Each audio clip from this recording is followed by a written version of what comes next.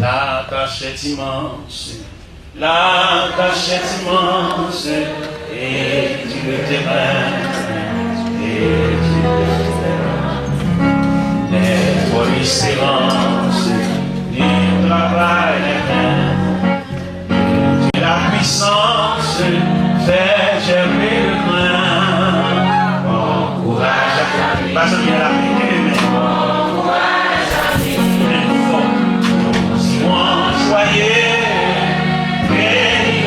Dans les communautés haïtiennes, il suffit simplement de prononcer un nom, Jacques Taylor Joseph. Et immédiatement, les gens ressentent un frisson. La chair de poule se lève comme si le pays tout entier se souvenait d'un seul coup de ce que signifie un véritable homme de Dieu.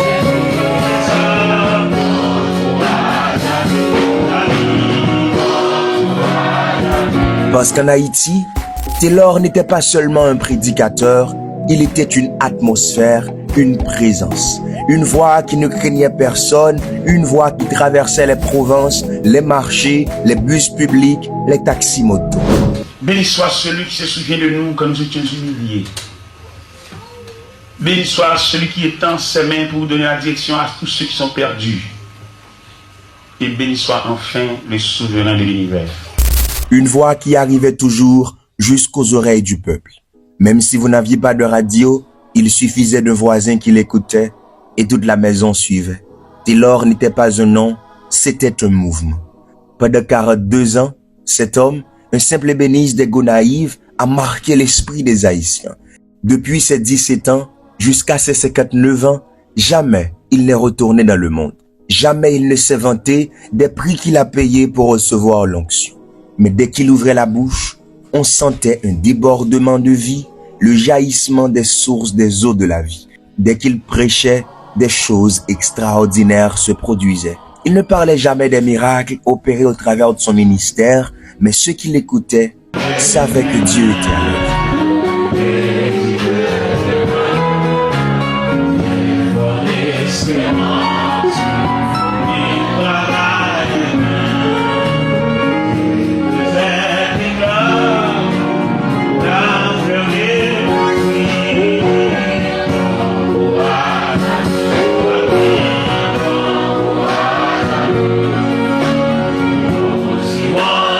Encore aujourd'hui, l'Église d'Haïti cherche un autre Taylor. Chaque fois qu'un jeune prédicateur surgit avec du feu, de la profondeur, de la force, le peuple s'écrie « Voici le nouveau Taylor ».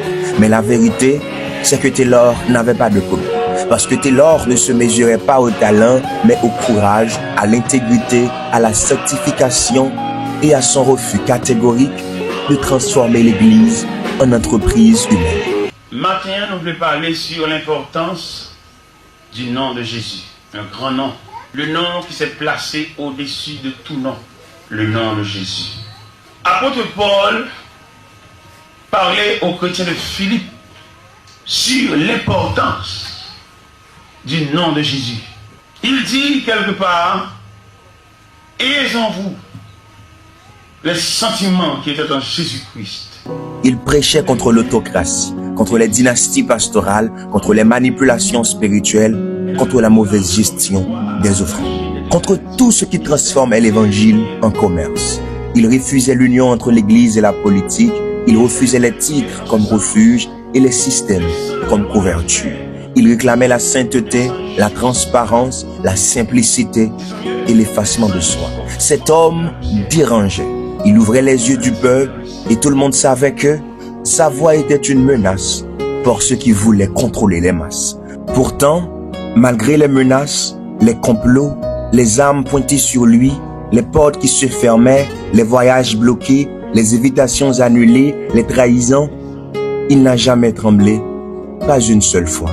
Voici donc l'histoire intense, l'histoire profonde, l'histoire qui continue d'habiter la mémoire du pays de Jacques Taylor Joseph, un simple ébéniste des Gonaïves devenu l'évangéliste d'Haïti. Voici l'histoire de l'homme que l'église d'Haïti pleure encore. Voici la voix qui continue de résonner sur YouTube parmi les plus écoutés du pays. Voici Taylor, l'évangéliste d'Haïti. Salut, que la grâce soit sur ta vie. Bienvenue sur cette chaîne. Dans cette série, chaque vidéo est une plongée dans la vie de celles et ceux qui ont marqué l'histoire par leur foi, leur passion et leur engagement. Des biographies inspirantes, des parcours bouleversants, des réveils spirituels. Tout cela pour nourrir ta foi et t'encourager dans ta marche. Si ce contenu t'interpelle, abonne-toi, clique sur j'aime et surtout, partage cette vidéo avec quelqu'un qui a besoin d'être encouragé aujourd'hui.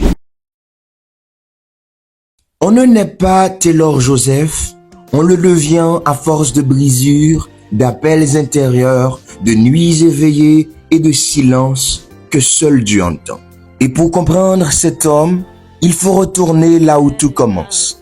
La 6e section de Morne-la-Pierre vers Anse Rouge, dans cette terre rugueuse des Gonaïves où la vie n'offre jamais de cadeaux, mais où elle fabrique des hommes solides. C'est là, le 4 août 1951, que naît Jacques Taylor Joseph. Un enfant comme les autres en apparence, mais déjà entouré d'une atmosphère particulière. Un enfant qui grandit loin du bruit, loin de l'agitation de la capitale, dans une région où la poussière, le soleil et la simplicité enseignent plus que les écoles. Rien, absolument rien, ne laissait penser qu'il deviendrait un jour l'évangéliste d'Haïti. Mais Dieu aime cacher ses géants dans les endroits que personne ne regarde. Taylor grandit dans un contexte rude. La vie n'est pas tendre. La pauvreté n'est pas personne. Et pourtant, cet environnement forge en lui deux choses qui ne le quitteront jamais.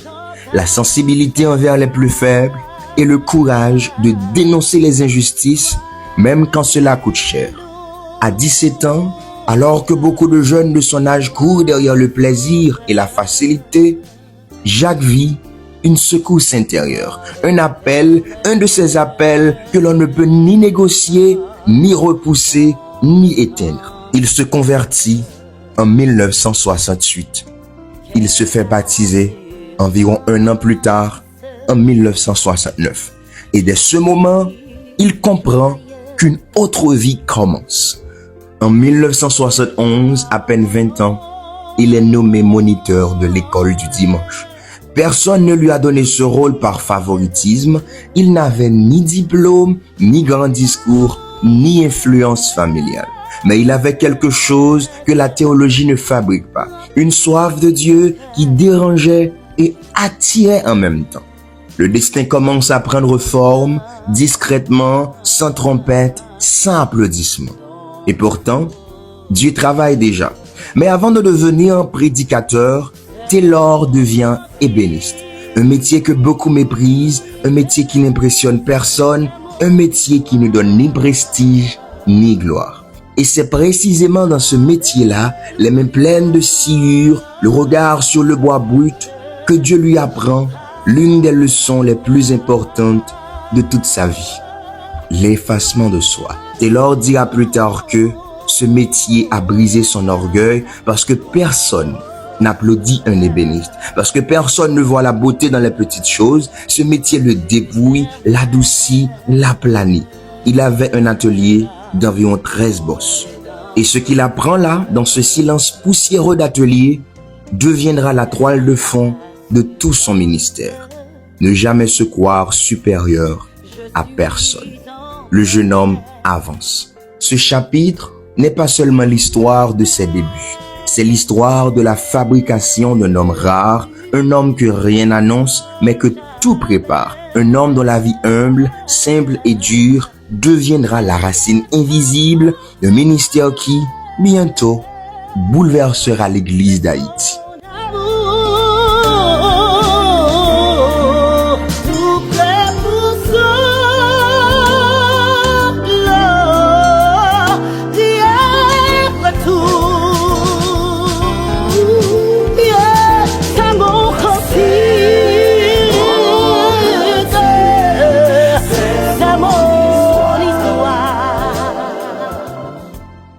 Il y a des appels qui commencent dans les grandes cathédrales. Et il y en a d'autres qui naissent dans le silence, au cœur des provinces, dans l'âme d'un jeune homme que personne ne voit venir. Taylor appartient à la deuxième catégorie. Après sa conversion et son baptême, quelque chose s'allume en lui. Ce n'est pas une émotion, ce n'est pas un rêve facile, c'est une conviction profonde, tenace, brûlante. Une flamme intérieure qui ne cherche ni scène, ni titre, ni reconnaissance. Une flamme qui demande seulement une chose, servir Dieu coûte que coûte. Nous sommes au début des années 70. Taylor n'a ni études, ni bagages théologiques, ni formation pastorale. Écoutez bien, il n'a ni terminé ses études classiques, ni étudié dans un séminaire biblique. Et pourtant, chaque fois qu'il ouvre la Bible, c'est comme si les mots s'enflammaient devant lui. Non pas parce qu'il a appris, mais parce qu'il a reçu. En 1971, il devient moniteur de l'école du dimanche. Un rôle modeste, mais c'est là que son ministère prend forme. Chaque dimanche matin, il enseigne avec sérieux, avec passion, avec un sens du sacré qui dépasse son âge. Les enfants l'écoutent, les adultes se rapprochent. On commence à remarquer que quelque chose repose sur lui. Une autorité douce, mais indiscutable. Il n'a pas encore prêché devant les foules, il n'a pas encore affronté les pasteurs autocrates, il n'a pas encore dénoncé les dérives du système religieux, mais déjà, Dieu le façonne. Voici le laboratoire du feu. Tout commence véritablement quand Taylor décide de réunir certains frères pour des moments de prière matinale. Ce n'était pas un programme officiel, ce n'était pas un événement, c'était simplement un groupe de croyants cherchant Dieu très tôt avant que la journée ne commence. Mais quelque chose se produisait dans ces matinées silencieuses. Les témoignages parlent d'une atmosphère lourde, vibrante, presque palpable. Des cœurs se brisaient, des vies changeaient, des gens étaient touchés sans que personne ne les touche. Le feu du Saint-Esprit descendait et tout le monde le savait. Ces réunions dépassèrent rapidement leur cadre initial. Les églises voisines commencèrent à s'y joindre, puis d'autres églises plus loin encore. Ce n'était plus un simple cercle de prière, c'était le début d'un mouvement. À cause de l'impact de ces réunions, l'église de Dieu à la rue Lozamar au Gonaïves commence à prendre Taylor au sérieux. Il l'observe, il l'écoute, il discerne sa sincérité, sa profondeur, son feu. Et sous le regard du pasteur Frank Pierre, Taylor fait ses premiers pas officiels comme prédicateur, comme évangéliste. Ce n'est pas un lancement spectaculaire, ce n'est pas une grande croisade, c'est discret, mais c'est réel. Très vite, les invitations augmentent. Il passe du plan local au plan régional, du plan régional au plan interrégional, puis au plan national. À chaque message, il ne cherche pas à plaire, il ne cherche pas à séduire, il ne cherche pas à attirer, il dénonce, il réveille, il ramène les consciences vers Dieu. Les pasteurs traditionnels commencent à le surveiller, le peuple commence à l'aimer, et Taylor comprend une chose très tôt. Le micro que Dieu lui a donné n'est pas un honneur, c'est une bataille. Les premiers rayons du soleil caressent les rues poussiéreuses de Lozamar au Gonaïves. Jacques Taylor Joseph ouvre les yeux et avant tout s'agenouille. Les prières matinales deviennent sa fondation, son carburant et sa stratégie silencieuse. C'est là que le feu intérieur de l'homme se mêle au feu du Saint-Esprit, forgeant l'évangéliste qui bouleversera Haïti.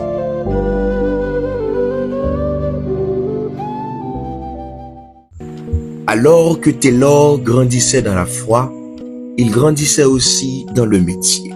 Les deux se nourrissaient l'un l'autre. La prière forçait sa vie intérieure à monter en profondeur. Le bois exigeait de ses mains patience, humilité et discipline.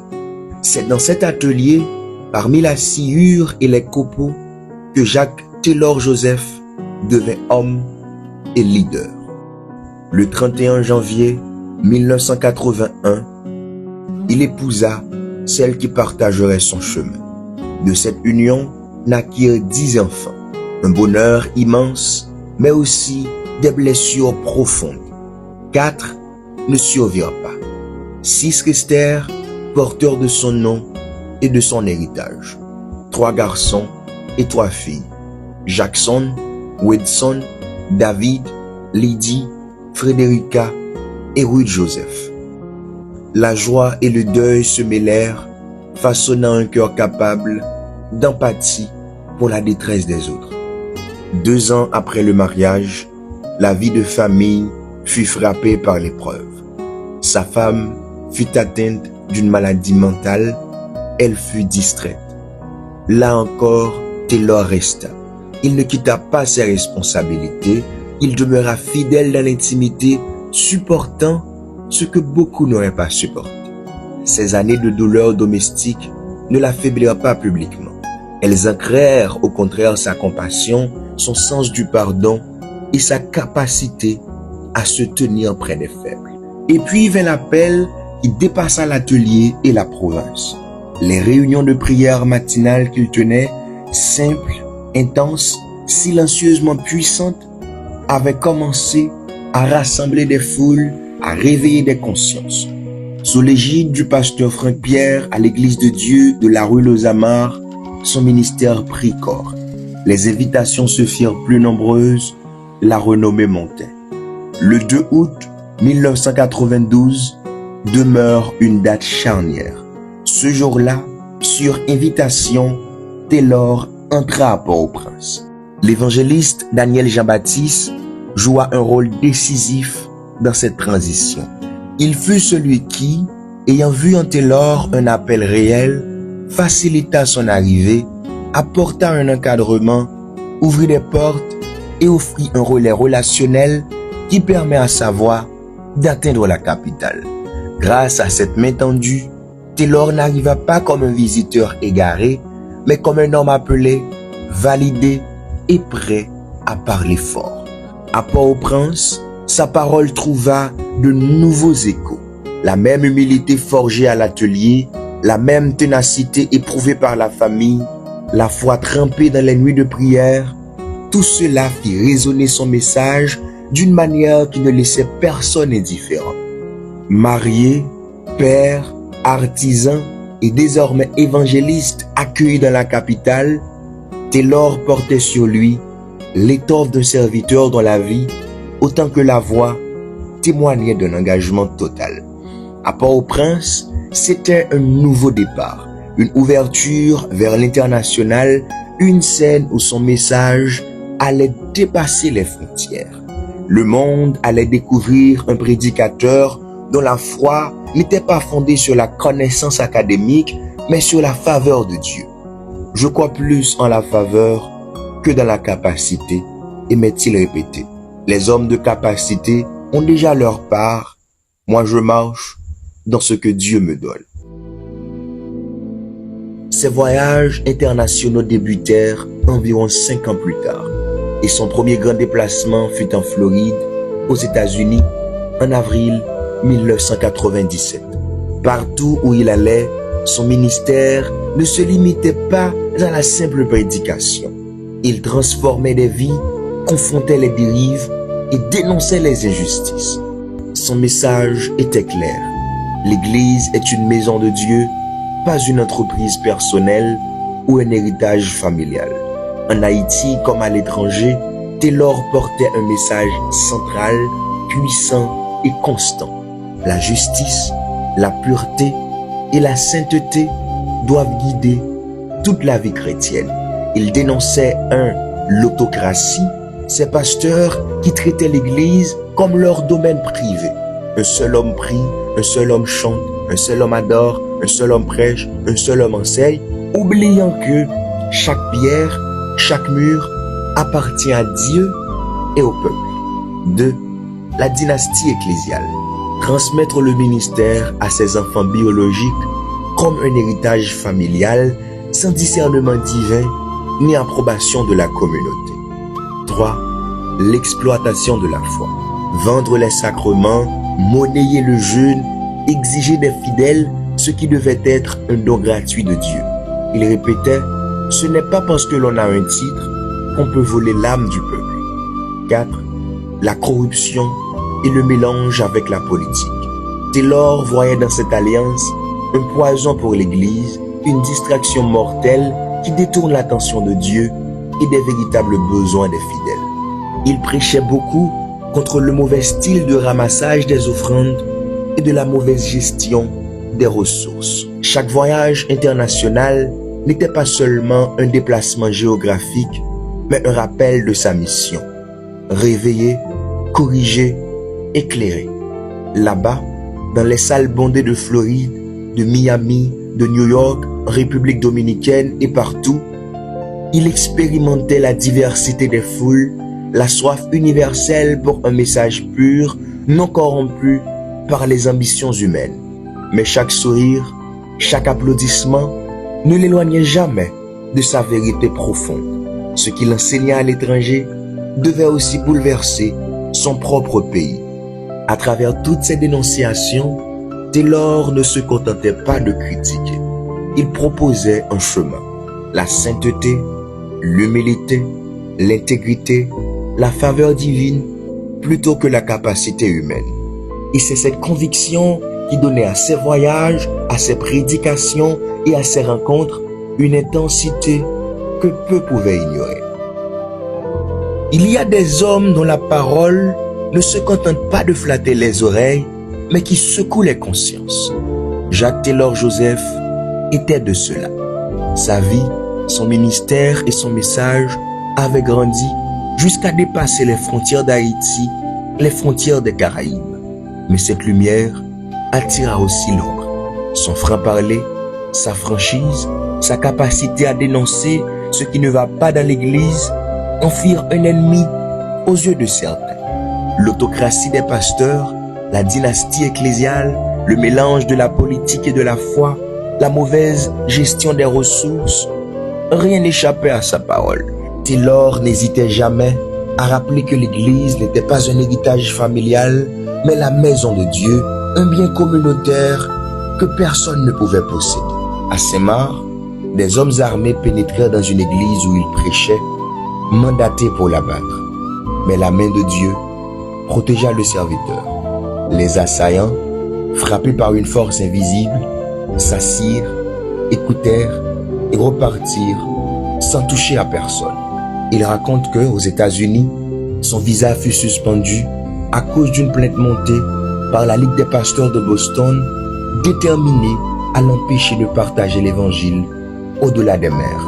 À Delma, certains services qu'il dirigeait depuis des années lui furent retirés. Malgré tout, Taylor restait inébranlable. Sa voix était un roc, son micro un flambeau. À Saint-Marc, chaque premier dimanche de décembre, il rassemblait plus d'1,5 million de personnes. Paysans, artisans, commerçants, jeunes, hommes et femmes de tout horizon. Tous venaient écouter un homme qui prêchait la sainteté, l'humilité et l'intégrité. Tout ce qu'il avait construit, son intégrité, son ministère, son peuple, allait désormais être mis à l'épreuve. Taylor Joseph n'était plus un simple prédicateur, il était devenu une voix impossible à ignorer, un miroir qui révélait les compromissions, les failles et les ambitions démesurées de l'Église haïtienne. Et lorsque la lumière dérange, l'obscurité se manifeste. Les longues tournées missionnaires aux États-Unis et ailleurs ne furent pas sans conséquences. Après une visite en Floride, il fut atteint d'hypertension et d'hypoglycémie. Plus tard, des maladies mystérieuses affaibliront son corps. Pour certains, c'était le prix naturel d'une vie consacrée. Pour d'autres, des rumeurs couraient. Empoisonnement, complot, micro-manipulation. Mais Taylor, fidèle à sa mission, ne se laissait jamais abattre. Même dans la souffrance, il restait debout, prédicateur intègre et courageux. Même dans la maladie, sa voix continuait à secouer les consciences.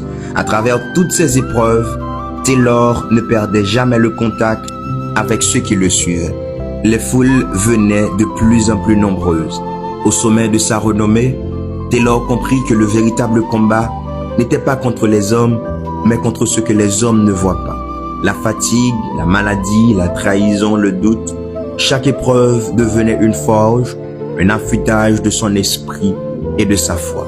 Il restait toujours fidèle à un principe. On ne se bat pas pour le titre, mais pour la mission. Et c'est cette fidélité absolue qui préparait la conclusion de sa vie terrestre. La fin d'une vie n'est jamais la fin d'un ministère. Pour Jacques Taylor Joseph, le 19 avril 2010 à 22h n'a marqué que la fin de sa présence physique. Mais sa voix, son message, son feu, tout cela continue de secouer Haïti. Depuis sa jeunesse, dans la 6e section de Mont-la-Pierre au Gonaïve, jusqu'à ces derniers jours, Taylor a été un homme à contre-courant. Il a refusé l'autocratie ecclésiale, la dynastie pastorale, la commercialisation de l'évangile, les compromis avec la politique. Pourtant, non moi-même, tout le monde aime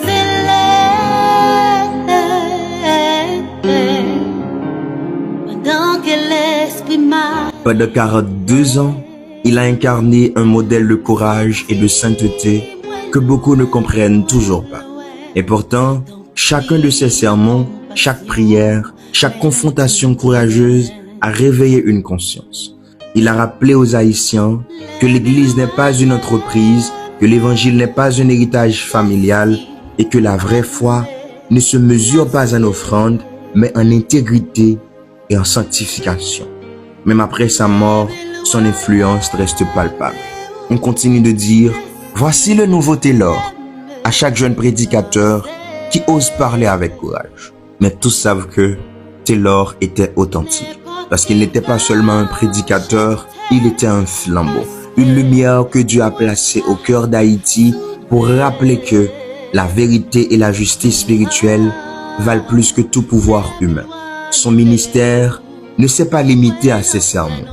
Il a transformé des vies dans les marchés, dans les camionnettes, dans les taxis-motos. Partout où sa voix passait, le peuple entendait le souffle d'un homme qui ne craint ni l'opposition, ni la mort, ni la gloire humaine. Taylor Joseph n'a jamais cherché la renommée, il n'a jamais cultivé l'orgueil. Il ne parlait jamais des miracles qu'il voyait, ni des sacrifices qu'il payait pour marcher dans l'onction. Et c'est exactement cela qui a rendu son ministère authentique, inattaquable, immortel. Ses enseignements sur l'effacement de soi, la fidélité à Dieu, la dénonciation des dérives religieuses et la sanctification sont une boussole pour Haïti. Il reste un guide pour tous ceux qui cherchent à servir Dieu sans compromis. Mais en fin de compte, Taylor Joseph n'est plus parmi nous, mais le Dieu qui l'a utilisé est encore parmi nous. Et il veut simplement des corps, des nouveaux corps pour faire encore des choses plus extraordinaires, plus puissants. Alors, jeunes d'Haïti, écoutez bien. Le flambeau est là, mais il attend vos mains pour continuer à brûler. Jacques Taylor Joseph ne vous demande pas de chercher la gloire, l'argent ou le pouvoir.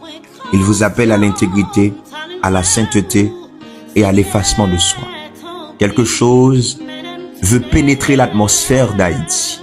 La gloire de Dieu veut revenir sur cette terre d'Haïti. Et je peux vous assurer que, dans les jours qui viennent, il y aura un grand mouvement de Dieu, une forte gloire de Dieu sur les terres d'Haïti, car une génération dira oui.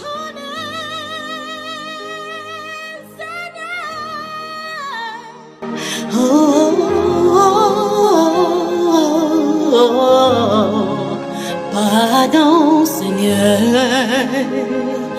pardon, Seigneur, Seigneur, pardonnez.